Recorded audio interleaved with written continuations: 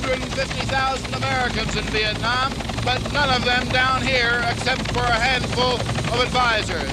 For this is where the forgotten war is being fought, the war of Vietnamese against the Viet Cong, down here in the Mekong Delta.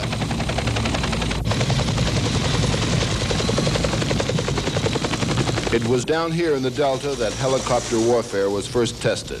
This is where Eagle flights began and where day after day they continue. Flights like this one, a battalion of Vietnamese troopers and 3 or 4 American advisors. At this time of year, the Delta is a horror of mud and slime, of waist-high water and leeches. And the greatest hazard of all, nowhere to take cover from enemy fire. Moving into the tree line down in the paddy fields south of Can Tho. It's a suspected Viet Cong battalion beyond the tree line there.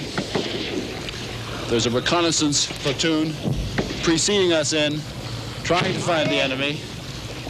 Some airstrikes are still being called in from artillery. Hey, can you operate more to our east and northeast, more to our front, over? Fire has broken out again beyond the area where the airstrikes were put in. Killed 2 and captured 2. Yeah, if you look at him, you can see that he's had military training, and he's what I call a hard-eyed character. And I'd be the same way if they captured me. And you'll never get anything out of him. And you know that he's a soldier. And when you meet somebody like that, now the other guy is probably just a recruiter or drafty, and he's got ammunition there, and he's scared and he's cold and everything else. Even with the American commitment now up to 150,000, it is Vietnamese troops who still bear the brunt of the war, who man the loneliest and most vulnerable positions, and whose casualties run up to 600 or 700 a week. A Vietnamese trooper stands under 5.5 feet. He carries twice the load of ammunition that a U.S. GI carried in World War II, and he lives off the land most of the time. If he is well led, he will fight as well as any soldier anywhere. The war in the Delta is far from over, but more and more paddy land is coming under government control.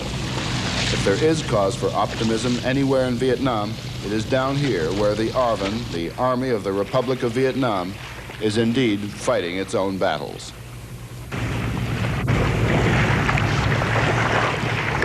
"15 times a month, every other day, this is what the ARVN foot soldier does, stomping through the most difficult terrain in the world.